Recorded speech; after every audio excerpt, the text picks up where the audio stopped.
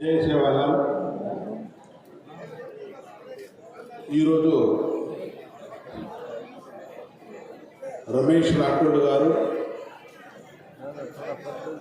మన మధ్యలో లేకపోయినా ఆయన చేసిన గిరిజన సమాజానికి సేవ ఎప్పుడు కూడా మరవలేము. ఎందుకంటే ఒక రైతు కుటుంబంలో పుట్టి జిల్లా పరిషత్ మెంబర్ నుంచి పార్లమెంట్ సభ్యుడిగా, జిల్లా పరిషత్ చైర్మన్గా, శాసనసభ్యుడిగా పనిచేసిన వ్యక్తి. ఆయన ఎప్పుడు కూడా చాలా ధీటుగా భయపడకుండా ఆఫీసర్స్కు మాట్లాడే వ్యక్తి.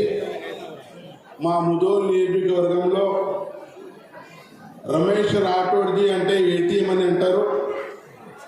ఏటీఎం అంటే ఎప్పుడు కూడా 24 అవర్స్ ఆయనకు ఫోన్ చేస్తే బోలో భయ్యా క్యా కామయ్య అనే వ్యక్తి ఈరోజు మన మధ్యలో లేడు.